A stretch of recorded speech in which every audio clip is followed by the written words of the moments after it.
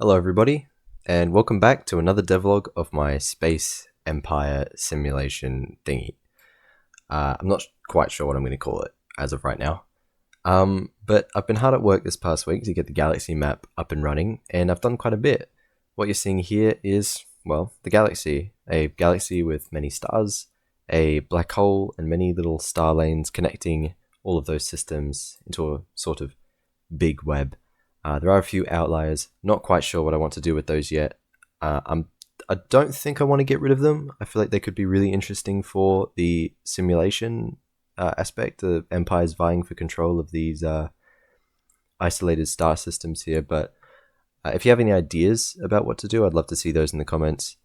The star lanes here as well, I'm not quite sure what they're going to do. I felt like I just kind of had to put them there, but they do really, regardless, make much better visual feedback about the distance between stars, so that's nice in and of itself.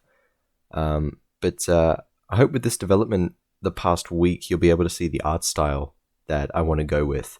It's very simple, but the main focus of the game is going to be stories and simulation. So the role of visuals in this project is to portray important information in a simple yet recognizable way.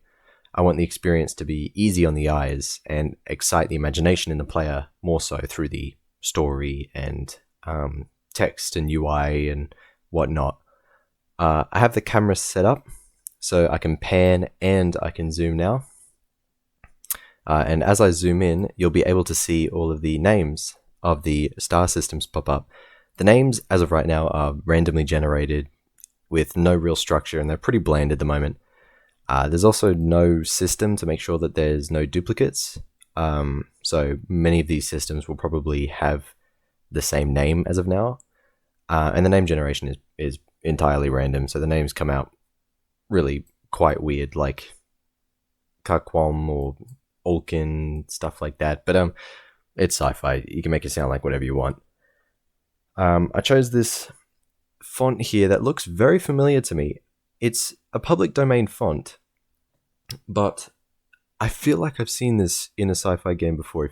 If you know what game this is from, please let me know. But I feel like it's on the tip of my tongue. I should recognize this font. But that's not all of the zooming that we can do. If I come over here to a system and I zoom in a bit further, we can see that there are planets. And these planets have names. Really simple naming convention, just the system name and then a Roman numeral after it. Pretty standard. Each planet is just randomly colored right now, and the colors don't mean anything as of yet, but I want them to in the future. Most likely it will denote the climate of the planet. That makes most sense to me. How to differentiate between a solid planet and a gas giant is something I'm still deciding on. Perhaps a change in the cloud shape or maybe using more similar shades of color together will indicate it's a gas giant. But anyways, the naming convention, super standard. And when I add empires to the galaxy though, I'm unsure if the empires should have the liberty to change the name of the planets or if that will make it a bit too confusing for the player. I'm thinking of having maybe a planet name, and then when you click on it and see more information about it, you'll be able to see the Empire nickname. I feel like that might be pretty interesting. I feel like it would add a bit more personality to the planet. But that's something for future me to decide though. Right now I'm focused on all of the boring algorithms to do with Empire borders, which I should have up and running by the next devlog. You may have noticed already, but some stars form these binary or trinary systems.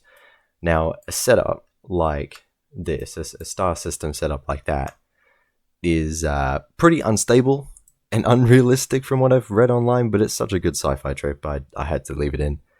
More realistically, the third star would be off somewhere orbiting the other two as they orbit each other in like a little binary, but it's much more succinct like this, and I don't think people are going to care too much. If you're curious to see how the game progresses from here on out, please leave a like and do subscribe to the channel. More devlogs will be coming very soon with some new features, so stay tuned by turning on notifications.